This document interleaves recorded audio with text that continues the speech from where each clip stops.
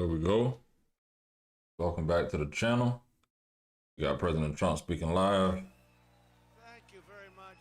Let's get right back to it, man. Thank you very much. What a place. I've been here before. We spoke with you before. Who knew it was going to turn out this well, though, really? I told you we're going to do a lot of things. Nobody thought it was going to turn out like this. This has been crazy.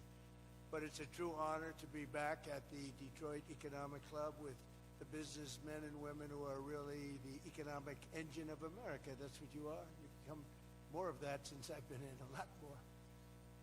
Factories and plants were going to close, and now they're going 24 hours. I just left Bill Ford. He's running his plant, 150 plant, 24 hours a day, round the clock. That's wild. It wasn't running that way two years ago, I can tell you. But it's the complex that Ford Motor Company so cherishes. It was a pleasure to see that the crown jewel of Detroit auto industry, is what they call it, is still going after 100 years. Can you imagine over 100 years? I especially want to thank the bailout help. Detroit Economic Club, Steve Gregorian. Where's Steve? Steve? Where's Steve? Hi, Steve. Nice looking man. Nice looking guy. And board chair Sandy Pierce. Thank you very much, Sandy. Thank you very much. And we have some very special people here. We have a man who's doing a fantastic job. I get angry at him every once in a while, but very, very seldom, because he's got what it takes. Treasury Secretary Scott Bessent. Scott? Hi, Scott. Hi, Scott. What a good guy. He's got a good pulse, doesn't he? Good pulse of what's going on. Thank you, Scott. He's been great. Michigan House Speaker Matt Hall. Hi, Matt. We did good in Michigan, Matt. We won the whole thing in Michigan, didn't we, huh? 3 times we won. You know that, right? They didn't give us credit the second time, but we won the second time. There we go. But we made the last one, Matt, too big to rig, right? There we go. That's the only way you win races in many cases. I got to tell you, it's too bad. I think they should get voter ID. Wouldn't it be nice? The Democrats are totally against voter ID. Who's against voter ID? How can you even campaign? We are against voter ID. How do you not get voter ID? You know what it means, Matt, right? When you're against voter ID, you want to cheat. That's all. There's only one reason you want to cheat, and they do cheat. They're terrible. Michigan Senate Republican leader Eric Nesbitt. Thank you, Eric. Thank you. Look good, Eric. State Senator Jim Runstad. Jim, thank you. Thank you. Thank you, Jim. Former Congressman Mike Rogers, who's running for the Senate, and he'll be a great senator. And he's going to be a great senator. He was a great congressman, and then he left. He went on to very big things. He did well, no matter where he was. And I think they took that away from you last time. I'll be honest with you, Mike. I really do. Don't like to get things going. I don't like to be controversial at all. But they rigged the election on you. Mine was too big to rig. You won. I'm telling you, you won. But you're going to do great this time. He's a great guy, actually. He's going to be an amazing senator. Thank you. Thank you for being here, Tim. Special envoy to Iraq, Mark Savaya. Mark. Hi, Mark. Thank you. Great job you've done. This guy, he negotiates better than anybody around. Thank you. You need it. Better than Trump. You need to be a good negotiator, Mark. I also want to thank Michigan's great congressional delegation. They're amazing. That's been back in Washington due to a very important vote that's coming up. Keep the government open. Sir, we want to be with you, but if we're not with you, we're going to lose. But we'll still be with you. I said, no, I'd rather have you win. Don't worry about it. So we're going to win the vote. Representatives Lisa McClain, Jack Bergman, John Molinar, Bill Heisinger, Tim Walberg, John James, and Tom Barrett. They're great people, every one of them. And as many of you remember, I came here at the height of the 2024 campaign to lay out my plan to bring jobs and factories and wealth racing back to the United States and coming back to the great state of Michigan. And just a few weeks later, the people of the state and the voters all across the country endorsed that vision in a landslide. Flawless. We did Soleimani, flawless. We did the... We won the Electoral College 312 to 226. We won the popular vote by millions and millions of... Oh, it's so nice to win the popular vote. Real quick, I'm going to switch this over to a better channel that's showing it. Appreciate y'all tapping in and y'all's patience here, because the visual quality just isn't there on this stream. So I'm going to switch this over. This one's better. Picking up right where Trump is. But the first time they said I didn't win the popular vote, but I won the Electoral College. So they always said, while he didn't win, this is the way I got introduced every time. While he didn't win the popular vote, he won the Electoral College, you know. So this is the way I was introduced for 4 years. And guess what? We said, I'm going back and we're going to win the... And we won the popular vote by a lot. By a lot. So they can't say that crap anymore. And the thing that was most impressive, we won 86% of all counties in America, 2,700 to 525. Think of that, 2,700 to 525. And that's why when you look at the maps on Republican, Democrat, with red being Republican, as most of you know by now, I think, every once in a while you see one where they have it reversed. I said, why we do that? Well, we think it looks better. I said, look, red is Republican. Let's not try and change the voters' minds on things. Just do it that way. And the map was virtually all right. That was about the counties. That was the 2,700 to 550, I think is the exact number. Most importantly, we won a historic mandate to make America great again. And that's what we're doing. We're making America great again like never before. Are we really, though? And now, after less than 12 months in office, That's the question, this is the Chad. easiest speech to make. I have great people, and all I'm doing is spewing off what the hell we've done. Even Venezuela wasn't too bad, was it, huh?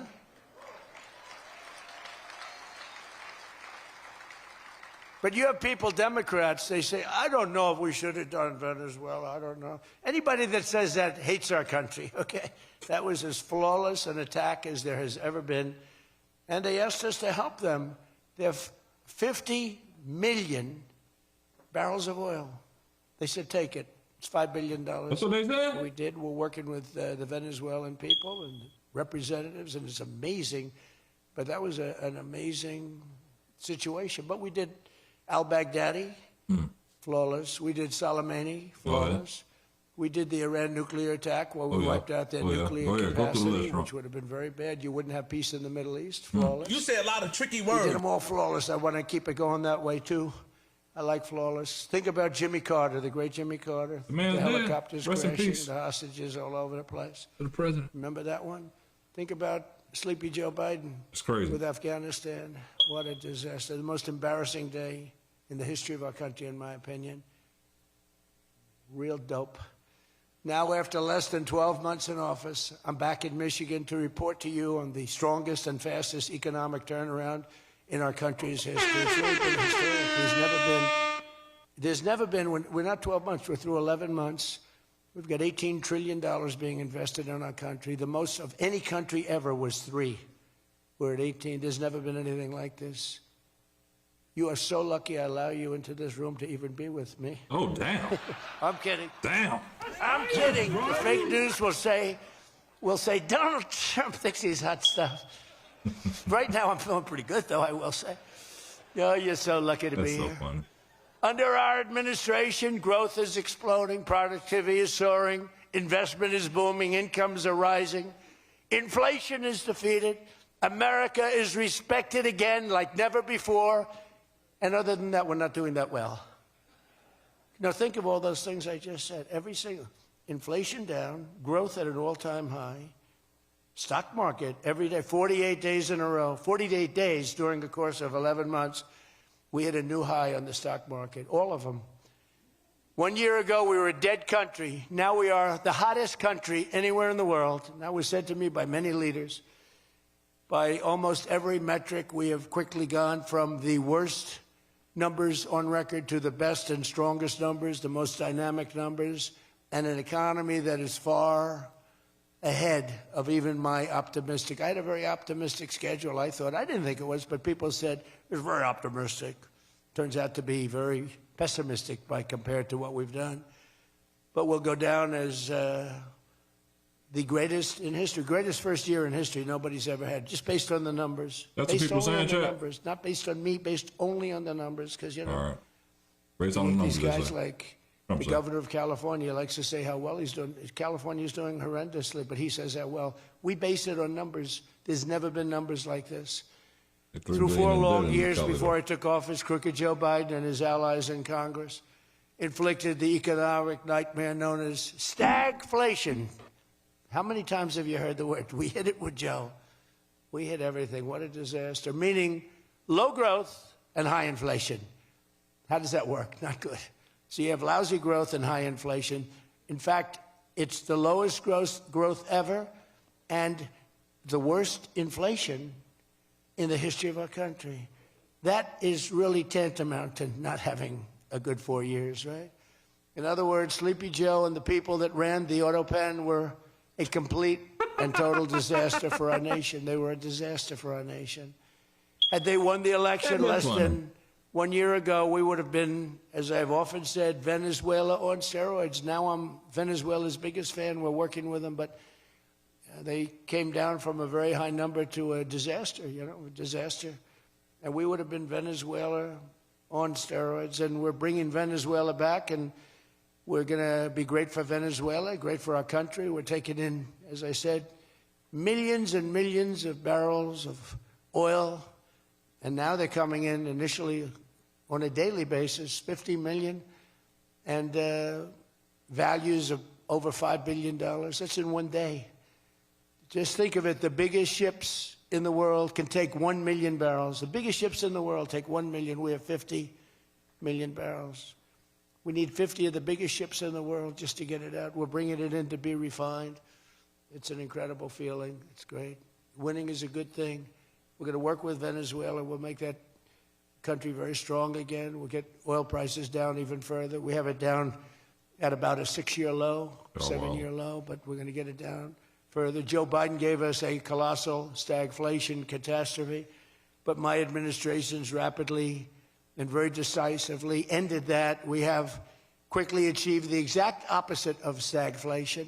What's that, Trump? Almost no inflation and super high growth. So we have the highest growth we've ever had. Think of that. The highest growth we've ever had, and we've only been there 11 months. That's wild, Trump. Think of what we can do for the rest of it. But do we have wood around here? I want to knock on a little wood. They have one little, everything's plastic nowadays. It's very tough. Now we have the greatest growth, and we have, inflation way, way down. But we inherited terrible growth, and we inherited the worst inflation in the history of our country. The fake news would say 49 years. So when I say the history, they give me a lot of time, but I believe it's the history. But let's say 49 years. Would you say 49 years is okay, right? It's pretty bad. What do you think, Mr. Senator, Mr. Future Senator? I'd say 49. What sounds worse, 49 years or history? I think 49 years almost sounds worse. Maybe I'll just use it and I won't argue with these people. As of this morning, core inflation for the past 3 months has been just 1.6%. The numbers were just announced just before I came on stage. And GDP is smashing expectations with the fastest growth for this country in many years. The fourth quarter is projected at 5.4%, and that's despite the Democrat shutdown where we lost at least 1.5 points. The Democrat shutdown, we would have had close to 7. Think of that. What are they going to call the next shutdown? They were projecting to. Like 2 weeks. Fakers were projecting to. And if we keep deregulating and adding more capacity, like I saw today at Ford, and if we don't raise interest rates every time good news is mentioned. In the old days, I'm probably old. I used to be up at these lecterns, and I'd say, I'm younger than pretty much everybody in the room. Now I say I'm older than pretty much everybody in the room. I like it the other way better, actually. But you're too young. But in the old days, when you had good numbers, interest rates would go down. When you had good numbers, the market would go through the roof. That's the way we're going to make it again. That's the old-fashioned way. That's the right way. Today, if you announce great numbers, they raise interest rates to try and kill it. So you can never really have the kind of rally you should have. What happens and what we want, we're going to have a lot of great months, a lot of great quarters. I want the market to go up. You announce unbelievable numbers and the market goes down because they know you're going to do everything possible. In the Fed, we have a real stiff in the Fed, but that's for another day. Didn't he put them there? But they raise rates. So everyone says, oh, they announced great numbers. It's great, great, great. and the market goes down because they immediately raise rates. No. When the market goes up, we should lower rates. You want to see 20% and 25%? You want to see what we can do? We've got to go back to an old standard. When there's good news, the market should go up, not go down. Does that make sense to everybody? And that's the way it used to be for most of the time. Yeah, that's the way you make a country great. But our growth potential is unlimited, and it could be much higher if we went back to sanity. We're not doing it anymore. We're talking about the head of the Fed, and I want somebody that when the market is doing great, interest rates can go down because our country becomes stronger. See, you view it differently. Our country becomes stronger, and therefore interest rates should go down, not up. They kill every rally. If it's, no matter who, it's beyond me as president, it's no matter who's president. You have a good quarter, and they want to kill it because they're so petrified of inflation. And growth and inflation don't necessarily go hand in hand. You can have growth and very low inflation. In fact, oftentimes growth is good for low inflation. So we're going to work on that, Scott, right? I think we're going to work on that very hard. I mean it so strongly, it's sickening. We announce good numbers and we see the stock market drops 300 points. I say, what the hell is going on? Do you agree with me? It should be just the opposite. All right, Scott agrees, so I'm very happy about this. That means if he didn't agree, I wouldn't do it. But we're already growing double, triple, and even quadruple the speed of almost every other major economy on Earth. We're the #1 economy on Earth, too. And the results are in, and the Trump economic boom is officially begun. It's really begun almost from the beginning. Almost begun, if you look at it, really from November 5th. You know, on another metric, just before the election, it was almost impossible to get people to join the military. We had the worst enlistment in the history of our country, the worst. You couldn't get people for the Army, the Navy, the Air Force, the Marines, Space Force, the Coast Guard. You couldn't get people. And since right after the election, but especially since after January 20th when we took office, we have now the strongest enlistment we've ever had in the history of our country. We've never enlisted people so quickly, so easily. Are you serious? And we enlist by merit now. You know, we won a Supreme Court case that said you hire by merit. You go to college now by merit. Everything's by merit. Our country became great because of merit. And we have done some job. But think of it, a year and a half ago, we had the worst enlistment in history, and now we have the best enlistment. Things like that don't happen. You might go from the bad enlistment to okay, but you don't go from the worst in history to the best in history. But that's what we've done, every one of them. And that includes police and firefighters. It was very hard to get police. It was very hard to get firefighters, and now everybody wants those jobs. In 4 years of Biden, they secured less than $1 trillion of new investment in the United States. So 4 years, less than $1 trillion. In less than 1 year, I have secured commitments for over $18 trillion from all over the world, the most ever for any country.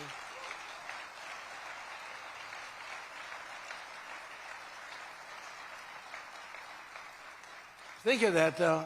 They did, and I'll tell you what, had she won, it would be a disaster. Oh, because you would have had people leave. You would have not had $1 trillion. You would have had $5 trillion, $10 trillion leaving the country.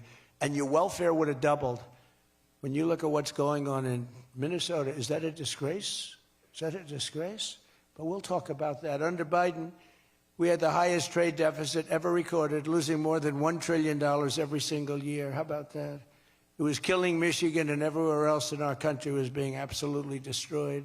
But in a matter of months, largely because of tariff income and the election result, we've slashed that gaping trade deficit by, in a short period of time, 62, it just came out, 62%. People are stunned. The fake news back there, look at those cameras rocking and rolling. No, the fake news back there is, they're very upset about it, actually. But they're stunned. They can't believe it.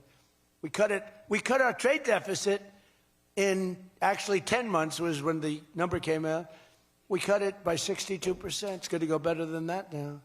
The stock market is now the highest in history since the election. We've set all of those records, and I think an all-time record that's so important to me because so many people have them is boosting 401ks and retirement accounts for millions and millions of Americans, people that are in the police departments, the fire departments, people that are construction workers. A policeman came up to me recently, a nice guy, guarding me.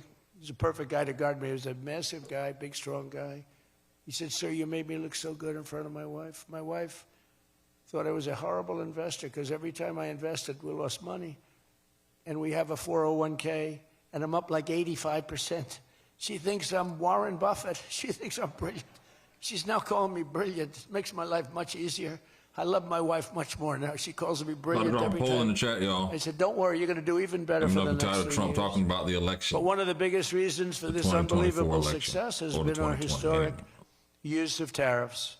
There was the tariff that made America strong and powerful in past generations, and then we got off it and we went to the income tax system. Great going, fellas. You know, we were the strongest in 1887, relatively speaking. 20 years after slavery. Around the McKinley time, Teddy Roosevelt and some others, but we were really strong. It was all tariffs. And I know what happened. Some of these countries got together and they say, "Hey, convince the United States that it's no good, the tariff system is unfair to us." And so some genius, I know who, I don't want to get into it, but some genius said, "Oh, let's go to an income tax system." So instead of foreign companies and countries paying everything, the people started paying. And then after that, you had a depression, but that was a long time. That was in like 1913, you had the tariff switched into income tax. And then in and they like to blame tariffs. You ever notice they blame tariffs? No, they brought tariffs back in 1932. They brought them back to try and save the sucker. But it was in 1929, because a lot of people, you know, the anti-tariff people. Now, an anti-tariff person is a pro-Chinese person, like Coke. This guy's fought me in every election I've ever been in, and I've kicked his ass. I don't. Damn. He inherited a lot of money, and I don't know the gentleman. But he fights me, and then he goes out and says, "I made more money with Trump than I ever made in my life." And then he supports these other people that were total losers. Damn.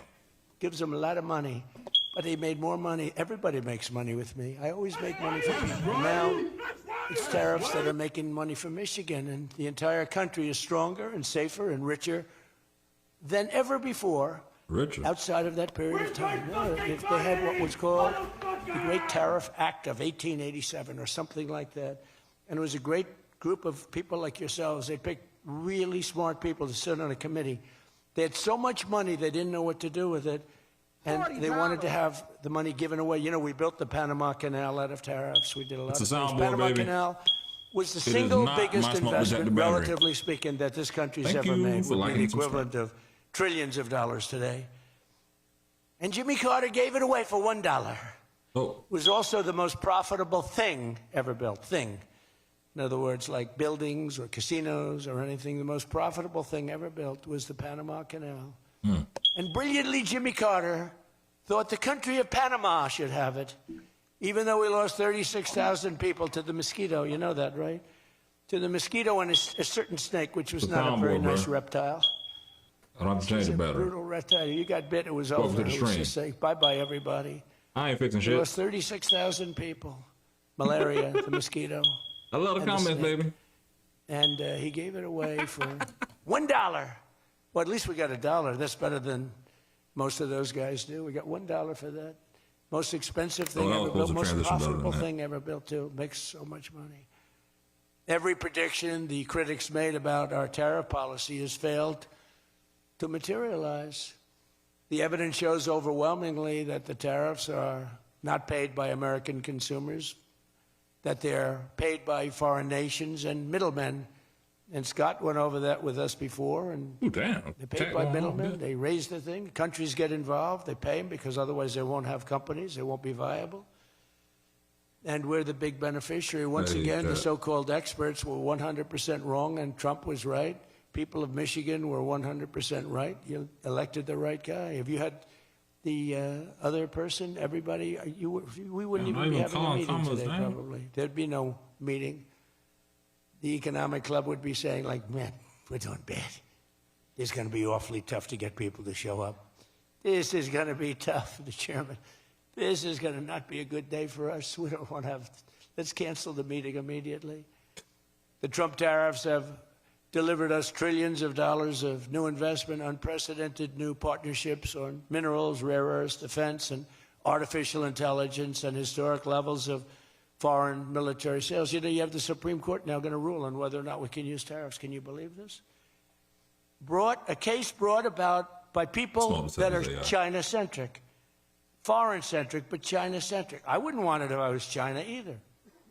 You know, China's one of our biggest taxpayers right now. China, would you ever believe you'd hear that? And they've been great. My relationship with President Xi has been great. But we have a group that's foreign-centric, China-centric, suing, and we'll figure something out if we don't win. But we should win. I mean, we should win. So great for national security.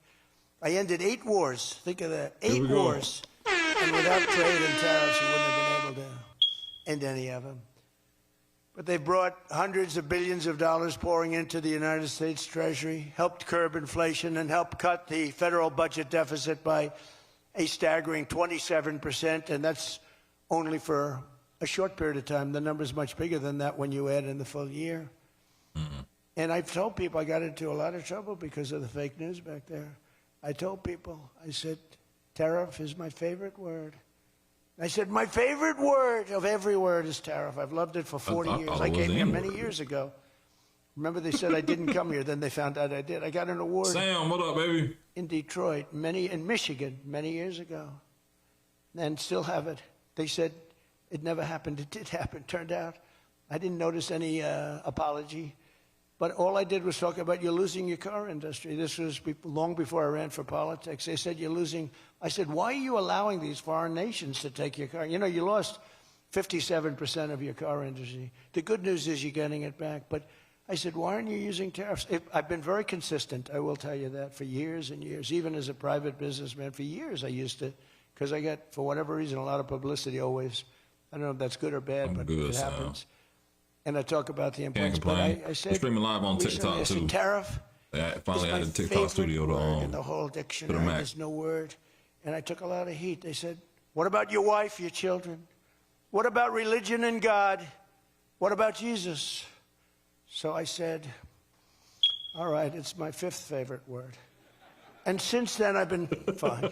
They hit me hard, these people, the fake news. They were killing me over tariff. He likes tariff more than his wife, more than religion. He likes tariff more than anything. What a disgrace. So I now call it number 5, and I'm in good shape. You say a lot of tricky words. It's my favorite word, and I got killed. Every word, you know, when you go up here, you take a big chance, especially me, because I go off teleprompter about 80% of the time. But isn't it nice to have a president that can go off teleprompter? What do you think? Am I a Trump fan? I'm not anti-Trump. I'm not pro-Trump. Remember the speeches, Joe? First of all, they'd last a matter of seconds, you know. Thank you very much. You ever notice Joe would always cough before a speech? State of the Union, he gets, It's the same shit every week with Trump, man, every day. What? Ladies and gentlemen. And then it would be like very short. Although the one time they had him spruced up pretty good, remember? He was high as a kite. What? He was floating. He was up there way up. That was a bad speech. But, hey, he got through it, you know? He got through it. If you call it getting through, this country was so... Can you imagine allowing 25 million people into our country, many of them criminals, many of them murderers? What he did to this country, what they did, because it was the people surrounding that beautiful, resolute desk. But just as I promised you that I've imposed a 25% tariff on all foreign automobiles, I'm standing up for the American auto worker like no president has ever stood up before. You know, those even during the bailout? Tariffs are keeping the foreign auto workers. Now, if they want to come in and build the plant and hire you and hire your friends and your neighbors, that's great. I love that. Let China come in, let Japan come in. They are. And they'll be building plants, but they're using our labor. U.S. auto factories are now seeing more than $70 billion of new investment. Think of that.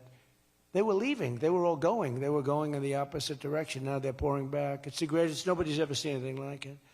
And much of that money is coming right here to the car-making capital of the world, Detroit. You lost, I mean, so many places. Since I took office, Ford has announced it will invest $5 billion across its Michigan and Kentucky plants, creating 4,000 new jobs. GM is moving production of the Chevy Blazer and Equinox from Mexico right back here to America. Okay, the Equinox coming back to America. Are they going to change the design? Is my favorite auto worker here by any chance? You know who I'm talking? What happens? Where's Brian? Brian. Oh, I see. He made some cash. He's after Florida. Oh, he's been very disloyal to Detroit. We're going to have to. He is such a great guy, right?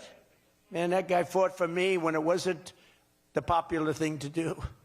He fought for me from day one. Well, you tell him I said hello to him, all right? That guy, he got it. 4 years ago, he got it, right at the beginning. He understood it better than anybody, better than the great economists. They had no clue. And Stellantis is investing $13 billion to expand its U.S.-based manufacturing plant by more than 50%. Stellantis doing a good job. Never before has an administration achieved such sweeping and dramatic turnarounds as have taken place just in this very short period of time. I mean, you're talking about 11 months. 11 months and you have a different business. 11 months and you're booming. I just spoke to an AI guy, and that's booming too. You know, we're leading China in AI by a lot. Oh. I'm letting them build their own electric plants because people are saying, you know, the amount of electricity they need twice as much as electricity currently in the United States for every other business, home, factory. They need double. So I said, we can't do that. And then I had the idea. When they build these $50 billion plants, I'm going to let them build, and they're already building big electric plants to take care of their plant. And any excess electricity, they'll sell it back to our country. It's an unbelievable, and therefore, we're going to build, I think if they really added, you know, you hear how much, and I have great respect for China, but you hear they're building a lot of electricity, but we are too. But we're having it built privately. They're going to own their own electric. They're becoming their own electricity producer. I don't know and what he's when talking they heard about this yet. idea, they thought it was great, but they didn't take it seriously because they said it's too good to be true. But then they realized that I was serious. They were getting them 2- and 3-week approvals. They don't have to wait for 20 years before they get rejected. You know, in the old days, they had to wait for 20 years, and then they get rejected at the end of 20 years. Guys would give up their whole career trying to get one approval, and then they get rejected. In every aspect of our agenda, we're putting America first, and nothing will stand in our way. Nothing's going to stand in our way. Nothing. There I go. That's the So one of our soundboard, y'all, top just in case. priorities of this mission is My fault, promoting the batteries are greater good. affordability. No, that's a word used by the Democrats. They're the ones that cause the problem. The one thing, they stick together. They don't have some of the people that we have. I don't know. It's a genetic thing. It's something in the blood. We got some real losers. Mostly great. What? But I wouldn't use the name Romney because I'm in his sort of territory. So I would never use that name. But all right, I'll use it. They don't have a Mitt Romney that votes against everything. They don't have a Rand Paul that votes against everything. I got him elected twice. He was a stone cold loser. Damn. I went to Kentucky where I won by a lot. I did a rally for him. Then I did another rally. He won. Then I went the second time. He won. Then he votes against all the time. It's just crazy. I don't get it. And you have Lisa Murkowski and you have Susan Collins. Disasters. And you had a gentleman from Indiana that I don't believe it, Todd Young, he voted against. And you'd say, why are you voting against? They can't give you an answer. They're unable to give you an answer. It's like, why are they against the attack on Venezuela? They're against the attack after they found out it was the most successful attack, probably the most talented, most brilliant tactically attack that we've had I'm maybe bragging in all the 100 time, years. And they're against it. Why? It's one thing if the attack failed. I'd probably do that too. A change. I'd be in favor. Then if it failed, I'd say, I told them not to do it. That's what they do. But here we have one of the most successful attacks ever. And they find a way to be against it. It's pretty amazing. But it's a shame. And we have some others, but not many. We have a great party, but we have people, the Democrats, whether you like them or not, they stick together like glue. Oh, Republicans do too? Policy. Thank God they have horrible policy. Because they're smart, they're evil, they're vicious, but they're bad policy. For instance, you could be a genius and try selling men playing in women's sport. You could be a genius, try Transgender for everybody. Open borders. Let the world come in.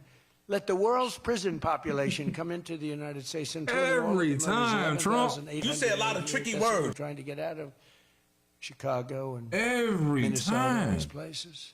So they stick together, which I admire because I'm a very loyal person. But they have horrible policy. Can you imagine if they had good policy? They were on this morning talking to all the reasons that men should be playing in women's sports. They had a football guy there, flag football. This guy was like 6'6". He weighed 290 pounds with zero body fat. And they had a few young women. They were the size of his leg. He wouldn't have had to run. He could have just walked. They couldn't have done a thing about it. 10 of them would have to jump on him that wouldn't have had any impact. I don't think he would have been like a fly. It's so ridiculous. It's so demeaning to women. It's so demeaning. Look at the weightlifting records. RSM. The record got beaten by 112 pounds, a record that stood for 18 years. 1 ounce they'd put on stood for 18 years. Guy comes along who was a poor lifter as a man. He was at the lower portion of the class. Comes along and broke the record by 112 pounds. Think of that. They've fought for years to beat that record. How about the swimming records? I mean, you can go to sleep during the time the man comes in and the woman. You can go take a nap for a little while. How about the long-distance race that took place not so long ago? Long distance, these marathon deals. They had top men, top women. The man came in. The woman came in 5 hours and 14 minutes and 36 seconds behind the man. Think of it. You're waiting. The man comes in. Now you're waiting 5 hours. What do you do if you're the parents? You go home and sleep for a while. Who the hell wants that? It's so demeaning to women and who are great athletes. It's so demeaning to them, and it's right now in the Supreme Court. I can't believe it would even go to the Supreme Court. I mean, could you imagine 20 years ago talking about men playing in women's sports? I think you're crazy. You want a man? Or transgender for everybody? If you said there will be no mutilation on children, that's one of my standard lines. We will not allow the mutilation of a child. Can you imagine having to say that 15 years ago? People would say, is that guy crazy? Of course we won't. But we're living in a different time. It's a crazy time. Listen, we're living in. Trump never going to stop After real wages plummeted by $3,000 under Sleepy Joe Biden, real wages are up by $1,300 in less than 1 year under President Trump. For construction workers, wages are up. Make sure you subscribe. $1,800. Like, don't forget, they were down. And share the stream. Factory workers over $2,000, and for that's many for everybody other workers, over $5,000. hating on the battery. And I just on gave the stream deck, military, bitch. because we're doing so well, we're taking in so much money with the tariffs. I just gave them Big troll on the stream. 1776. You saw that, right? Did you see that? They had 75, and I said, you know, if you had $1 more dollar at 1776, they said that was a good idea. We could afford $1 more dollar. We gave them 1776. Drop that $9.99. Meanwhile, grocery prices are starting to go rapidly down. Rent is down. Airfares are down. Hotel rates are down. Cell phone prices are down. It's the African ceiling bird, actually. And we're just getting started. But more importantly than going down, our growth is through the roof. It's way up. Among my first acts in office was to end the radical left war on oil and gas and stop the crusade to kill American energy, and frankly, to open up cars so that you don't have to have an electric car. I love electric cars. I think they're great. I like Elon a lot. I don't think he was too happy with my policy of opening it up, and I can understand that. But I've been saying it for 4 years. They wanted everybody to have an electric car in a very short period of time. There was no way to build the stations. There was no way to get it done. I want you to have gasoline-powered cars. I want you to have electric. I want you to have hybrids. I want you to have everything. Hydrogen, I don't know about. I'm hearing it's not testing so well. Yeah, hydrogen is not doing fine, this. Except when there's an explosion, you're a goner. Now, have you heard that with hydrogen? One guy is trying to sell hydrogen, and I say, yeah, but, sir, that only happens 1 in 100. Oh, great. When it happens, they find the body like 300 yards down the road. So I said, I'll pass on hydrogen. Maybe there's something I don't know about, but is anybody in the hydrogen car business? Gasoline is now under $2.50 a gallon. No, it's not. 17 states and under $2 in many places. We have some states it's $1.95, $1.99, $1.96. We normally never stop the president, but we got to be real. Gas is $2.89 in my city. It was $2.77 Sunday. It's $2.89 now. It's gone up. What is gas in your city? Is your gas less than $2.50? Is your gas less than $2? Let me know in the chat. Let me know where you're also watching the stream from. More than anything, if it's your first time here, I'm a hip-hop lobbyist, professional lobbyist in the state of Florida. I've been doing this for 16 years. It's opening day session. I'm not in Tallahassee. I'll be there tomorrow. But for whatever it is, I want to thank you for taking time out of your day watching the stream with me. Let me get back to the president, but let me know where you're watching the stream from and how much gas is in your city. Thank you all for tapping in. 7. As we speak, these are gas stations, and think of that. We have gas stations in the Detroit area where you can fill up for less than $2.30 a gallon, whereas 2 years ago it was $4.50, and in many places it was way over $5. Think of that, $2.30. You see it. That's like a massive tax cut, which we gave you under the great big beautiful bill, by the way. No tax on tips, no tax on Social Security, no tax on overtime. And with our extremely successful operation in Venezuela earlier this month, that number soon is going to go up because we're going to have a lot more energy. We're going to have a lot more, as opposed to a country that's going to be totally shut down, no fuel, no gasoline, and it's, you know, they say it's got more than Saudi Arabia. I'm in Jacksonville, Florida. Forgot to mention that. And by the way, to all Iranian patriots, keep protesting, take over your institutions if possible, and save the name of the killers and the abusers that are abusing you. You're being very badly abused. If the numbers are right, now I hear 5 different sets of numbers. I hear numbers. Look, 1 death is too much. That's facts. But I hear much lower numbers, and then I hear much higher numbers. But I say save their names because they'll pay a very big price. And I've canceled all meetings with the Iranian officials until the senseless killing of protesters stops. And all I say to them is help is on its way. You saw that I put tariffs on anybody doing business with Iran. Just went into effect today. And I say make Iran great again. You know, it was a great country until these monsters came in and took it over. How many damn greats are we going to have? How many countries are we going to make great? Venezuela? Iran? If I didn't win this election, what would have happened to us? Can we focus on In the coming weeks, I will be laying out even more plans to help bring back affordability. And again, remember, that's a fake word by Democrats. Prices were too high. They caused the high price. They never want to talk about affordability. They always go, this is an election about affordability. I say, they caused it. But they're good at that stuff. They're good at that stuff. They're fake, and they're good at that stuff. It's an election about high prices that was caused by the Democrats and that I brought down a lot. And remember, when you see energy coming down like I brought it down, and gasoline coming down, that brings everything else down. It's so much bigger than a human factor. When gasoline gets to be $1.99 a gallon, everything comes down. The donuts come down, the truck that delivers the donuts, the stove that makes the donuts, the whole thing, it all comes down. Donut this morning. And it's coming down much faster than anybody can even believe. And remember, though, I always say, because, you know, normally when that goes down, the world comes down. That's the bad way of bringing it down. Our growth is through the roof. So I always want to say that whenever I say prices are coming down, but our growth is going way up. 2 beautiful events, the exact opposite of the Biden administration. As part of those efforts at Davos next week, I'm going to provide much more detail about our housing policies so that every American who wants to own a home will be able to afford one. We have some great things happening with housing. $200 billion buy-in on bonds and mortgages.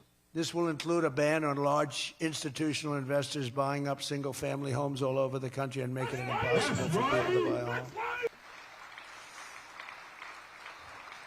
And I've also announced that the U.S. government is purchasing $200 billion of mortgage bonds to bring down mortgage rates, and it's had a huge impact. It's already started.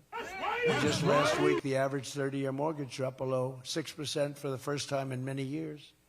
It's coming down very rapidly. That's not with the help of the Fed. If I had the help of the Fed, it would be easier. But that jerk will be gone soon. In addition, I proudly called for the credit card companies to cap interest rates at 10% for 1 year. Because they're getting 28 and 30% and 32%. And it's unfair. The rates are way too high.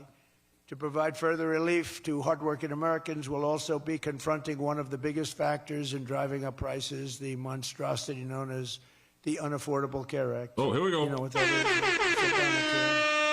Trump again, RX? Unaffordable Care Act. Nope. Did anybody ever think of that one before? It's true. It's the Unaffordable Care Act. Obamacare was a gift to make health insurance companies rich at the expense of the American people. In particular, the so-called enhanced premium tax credits were a corrupt payoff to the insurers, whose stock prices went up more than 1,000% after Obamacare was signed. I want the same money I want it to go directly. Very simple. I want the money, those big amounts of money paid for by the government, to go directly to the people so they can buy the health care that's right for them. They can negotiate their own deal, health care savings account, but they'll buy their own health care, and everybody loves it. That's why later this week, I'll announce our health care affordability framework that will reduce premiums for millions of lower drug prices, delivering price transparency and demand honesty and accountability from insurance companies all over the country, all over the world, actually. Healthcare costs will come down very fast with my most favored nation executive order. We're doing most favored nation drug prices. When we would have drug prices stay the same, everybody thought it was great. They're going to be coming down thousands of percents. We're standing up to special interests and slashing prescription drug prices by 300, 400, 500, and even 600% and more. I mean, think of that. On that alone, we should win the midterms in a landslide. I'm doing favored nations. The country that pays the lowest price in the world is the price that we're going to pay. And we got that because of tariffs, because I said to the countries they wouldn't approve it. The drug companies were tough, but they were fine. But they said the countries will never do it because you have a pill that sells for $10, you have to sell it for 20 or 30, so you'd have to double or triple the price of their health care there for prescription drugs. Ours would come down from $130 to $20. Theirs would go from 10 to 20, the world being a bigger place. And it was unbelievable, but the countries wouldn't do it, so I called the countries. I said, if you don't do it, then I'm going to put a tariff on you. And the tariff's going to be 20 times more than the cost that you're having to pay for fair health care. And every one of them said, sir, we agree with you 100%. We would be honored. Rather amazing. We could never do it. So think of that. You have most favored drug prices. Your drug prices are going to go down like from $100 to $10. Nobody can believe it. Trump promises. Y'all believe it, Chad? And we can't get the fake news to write about it. It's the biggest thing to happen in medicine. It's the biggest thing to happen in healthcare. And I cannot get the New York Times. I cannot get anybody to write about it. You've been pumping out news every day. We got it done and we announced it. It was on a page way in the back of the New York Times. Drowning motherfuckers. Same with others. They don't want to talk about it. You know why? Because it's so good. It's the biggest thing to happen. Over the past 12 months, almost every promise I made to you right here in 2024 has been kept. I've kept all my promises and much more. I mean, I've given you much more than I gave you promises, and I produced much more than I said I was going to produce. I gave you the largest tax cuts in American history, cutting taxes across the board in the great, big, beautiful bill. And as I told you, I mean, who would have gotten you no tax on tips, as I said before. No tax, I said over and over again, no tax on overtime, no tax on Social Security for our seniors. Any senior should be voting for us because the Democrats won't do this. It doesn't work for them. And we also made interest on car loans fully tax deductible so that when you go out and buy a car, if you have a mortgage or you get a loan on a car, you're allowed to deduct interest for the first time ever. That's never happened before. But only for cars that are stamped with the beautiful words, made in the USA. In other words, we're only letting that take place if the car is made like in Detroit or in the USA. Our tax cuts also provided 100% bonus depreciation on all new equipment and capital investments, meaning that for any manufacturer looking to bring production back to America, you can write it all off, everything. Not in 38 years, not in 44 years, in 1 year. You write the whole thing off in 1 year. Did that with affordable housing, too. I think that's the biggest thing. Gentrification. That's the big job producer. And I've cut an unprecedented number of burdensome regulations. We're number one in the history of our country in cutting regulations. I promised to cut 10 old regulations for every one new regulation. So if we put on a regulation, the only way I'll allow it to happen is if the secretary, like Scott Bessent, cuts 10 old regulations. But instead, That's crazy. last year we actually cut 129 regulations for every one that we put in. Think of that. So nobody's ever cut regulations like I have. I terminated the insane electric vehicle mandate and ended the war on internal combustion engines. Once and for all, those engines were gone. And some people like them. And if they like them, great. And if they like electric, if they like any form of propulsion, any way you want to propel your car is okay, except for a couple of them, as I discussed. I permanently stopped Joe Biden's ridiculous CAFE standards. You know what the CAFE standards are? Oh, shit. They're standards that make it impossible for you to build a car affordably. They make it impossible for a car to really work right. The CAFE standards sound so nice. The CAFE standards, it's environmental standards that are impossible to meet. And we're canceling the EPA's absurd tailpipe emission standard, one of the worst ever. And I revoked the California emissions waiver to stop San Francisco communists from regulating automobiles all over our nation, all over our world. Boy, I have done so much for the car industry. It's crazy. Nobody thought it was possible to do this. And that's why your industry, and not everybody's in the car industry. How many people are in the car industry in this room, in one way or another? Well, dog, two paws at Phil, cool. It's not bad. Another urgent priority for bringing down the cost of living is to stop the colossal fraud that is bleeding American taxpayers absolutely dry. The fraud being committed by the Somali population in Minnesota. Have you heard of them? They're lovely people. Is monumental. And California, Illinois, New York, and others are just as bad. Our country has been losing over $500 billion to fraud every single year, but those days are over. We have the best group you've ever seen assembled going after fraud. In Minnesota, we're cracking down on the Somali scams, ending the brazen and shameless theft of taxpayer dollars. Well, it's going on in Maine, too, with Somalis. You know, and they don't take our ships anymore. You know why? We hit them with the same missile that we used to hit the drug dealers coming in with the boats. You know, we have drugs coming in by sea down 97%. You've seen that? 97%. I hate vegans. Y'all are wild in the chat. And we're trying we're really trying hard to find out who the hell is the other 3%. But we have them down 97%. And we're going to start hitting them by land, too. The hard part is done. By sea, nobody's coming. It hasn't been great for the fishing industry, however. Those that have a fishing boat, they're having a hard time getting customers. But you can't have everything. Nobody wants to go on boats.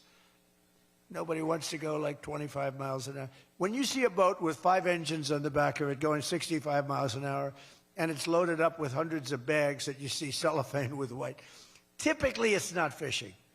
How about the couple of submarines we took down? We took out 2 submarines, and the Democrats say they were fishing.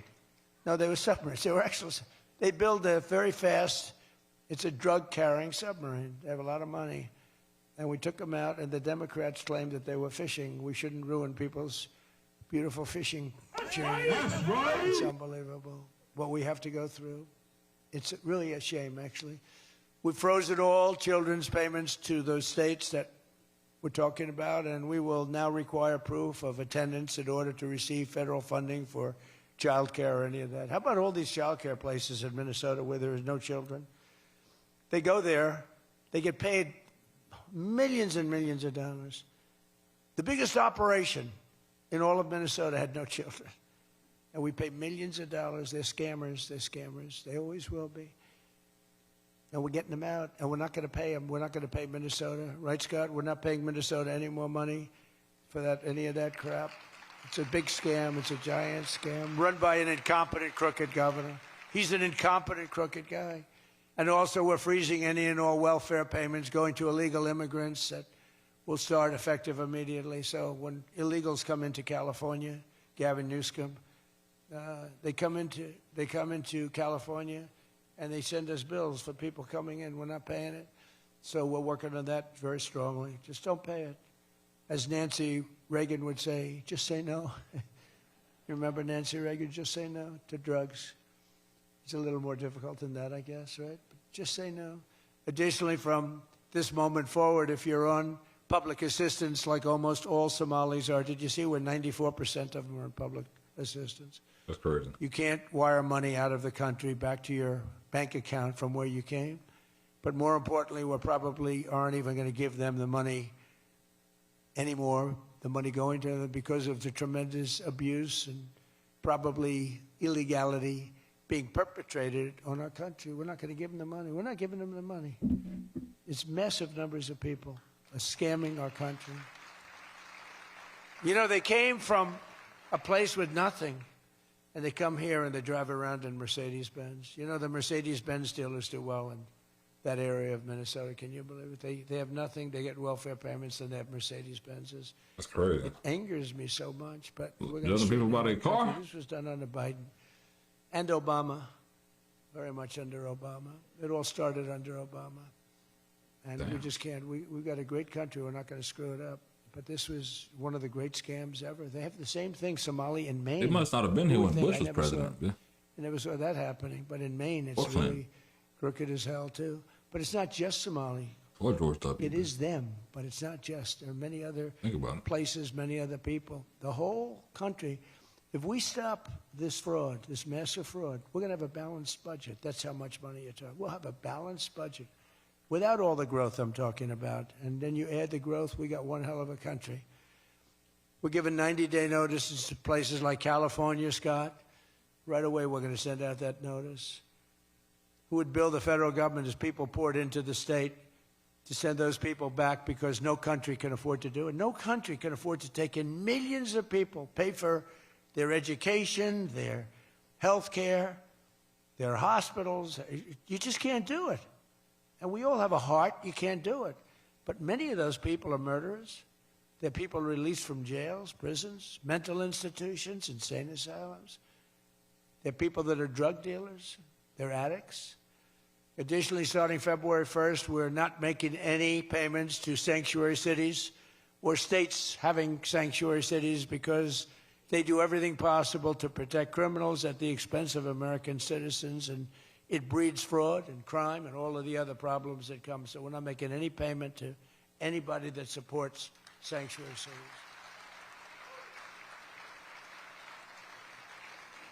We have also suspended nearly 8,000 SBA loans, Small Business Association loans, to suspected scammers in Minnesota, of which there are many. It's a great state. It was a great state. Now it's getting destroyed by that stupid governor. What a stupid guy he is. But he's a crook. I mean, he's an incompetent guy, but he's a crook. He allowed this to go. You can't have corruption on a scale that nobody's ever seen before, and you're sitting as a governor and you don't know what's going on. It's impossible, even though he's a stupid guy. We're investigating large-scale visa fraud, and the Department of Justice has already charged nearly 100 people in criminal conspiracies in Minnesota. They're all over the place. Last week, we announced that I'm creating a brand-new division at the Department of Justice, a legal strike force led by a really tough, smart new Attorney General for fraud. He's a fantastic young guy. He's so impassioned to do this properly. We intend to imprison any fraudster, politician, or public official involved in these sick plots to loot and pillage our country. Think of that Ilhan Omar. She lives in Somalia. They don't have a government. They don't have a military. They don't have police. They don't have anything. All they have is murder and robbing ships, bringing in ships, pirates. That's stopped. Same missile, ping. That's the end of them. It's amazing how that can stop corruption. Those missiles, they never miss, you know. That bitch crazy. Same one, exactly the same one. But think of it. She comes from a country with nothing, and she comes here and she tells us about our Constitution. I have a constitutional right to rip off the country. I guess she's a total scam artist. Anybody knows it. How do you let her get away with it? AOC +3. She was one of the three. They're all scammers. They're so bad for our country. They're so bad for our country. Our ICE operation in Minnesota, for example, is finding hundreds of killers, violent predators, and child rapists, some of the worst criminal offenders anywhere in the world, murderers all over the place. Crazy, dog. All we want to do is get them out. Did you see the pictures that we put up? Hundreds of them. Murderers, wanted for murder, wanted for the worst drug selling. One of them's one of the biggest drug dealers in the world. And vicious, sells bad drugs too. Bad drugs, like if you take a tiny little morsel, your child is dead. That's We're wild. getting them. But it's hard to get them because they make it so impossible for you. And you wonder why. Why would they do that? You know, do they want to live with murderers? Do they want to live with these people that are emptied out from prisons? They have a lot of people. One of the reasons I was so angry with Venezuela, they emptied their prisons almost entirely into the United States of America. Tren de Aragua was the gang, one of the worst, probably the most violent gang there is anywhere in the world, they say. We're getting them out. We've got a lot of them out already, but we're getting them out. We're also going to revoke the citizenship of any naturalized immigrant from Somalia or anywhere else who is convicted of defrauding our citizens. We're going to get them the hell out of here fast. That's wild. Shots fired. And if man. you Big come Trump. to America to rob Americans, we're throwing you in jail and we're sending you back to the place from where you came. We're throwing you right in jail. And they know it, too. And one of the reasons they're doing these fake riots, I mean, they're just terrible. I mean, you see it's so fake. Shame, shame, shame. You see the woman. That's all practice. They go practice. They go to areas, they take hotel rooms, and they all practice together. It's a whole scam. We're finding out who's funding all this stuff, too. We pretty much know. But in conclusion, as we liberate our country from this cultural scourge and the plague of corruption and fraud, we'll rediscover the natural energy and native spirit that truly makes America great again, like we're doing with Detroit and Michigan. If we get rid of fraud and do our job properly on the trillions that are being extorted out of our country from corrupt and incompetent governors like Gavin Newsom, J.B. Pritzker, and Tim Walz, we will very soon have a balanced budget, and that's the kind of money that we're talking about. We're talking about massive amounts of money. Our country wasn't built by people who tried to lie and cheat and scam their way to success. It was built by legends like Henry Ford, Henry Dow, Thomas Edison, the Kellogg brothers, Alfred P. Sloan, the founder of General Motors, men who lifted up American workers and strengthened our nation beyond even belief. And we're doing the same exact thing right now. I think we're doing it even better. Appreciate this is the fierce spirit of Gotta do patriotic free enterprise that we're now unleashing once again. We are unleashing it like maybe never before. Together we have turned the page forever on the failed left-wing model that makes our America poor, desolate, and makes people feel sorry for us. That's what we had.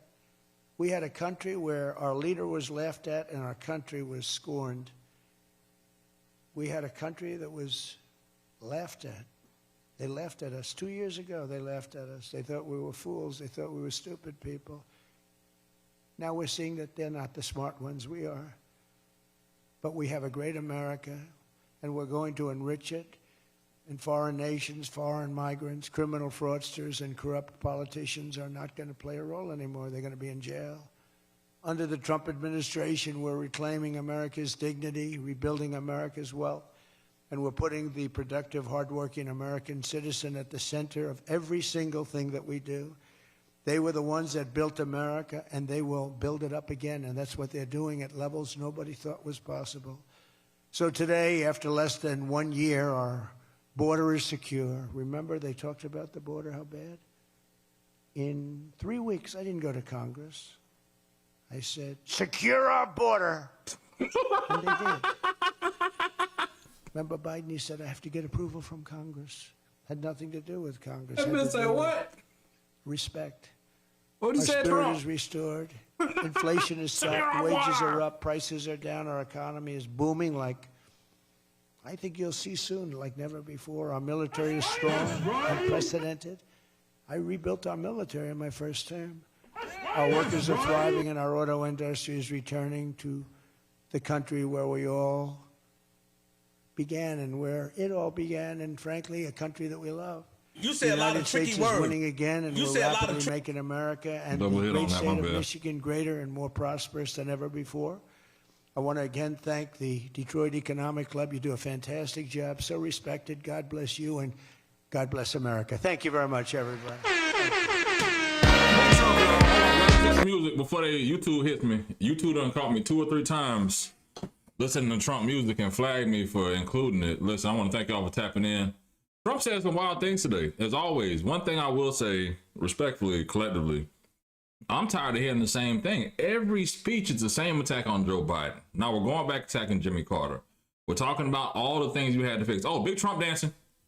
Big Trump dancing. Oh, there you go. Y'all seen it.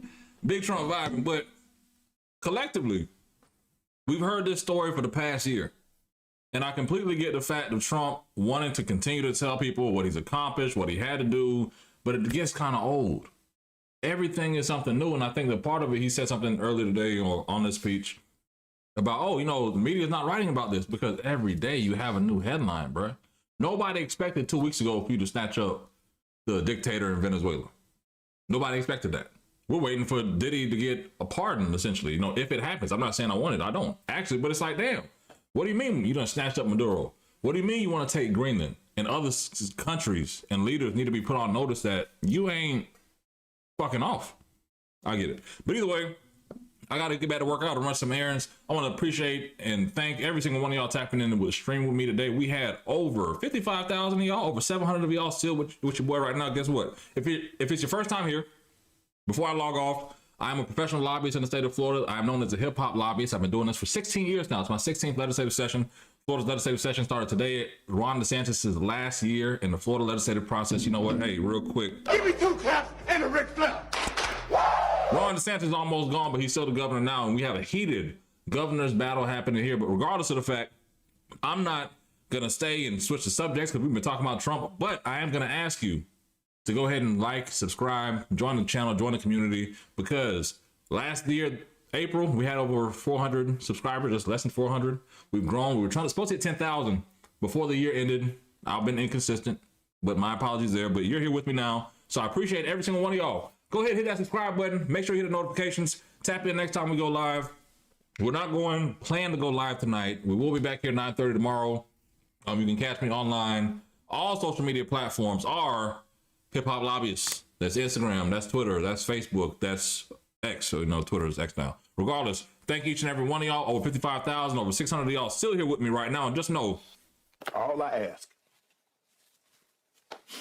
is when you lay your head on that pillow at night, you know I gave you everything I had. Gave you everything I got. Make sure you like, subscribe. I appreciate every single one of y'all. Taking time out of your day, spending with your boy. I am out. Oh, if I can end the stream now. Hold on. Gotta hit the right button to end the stream.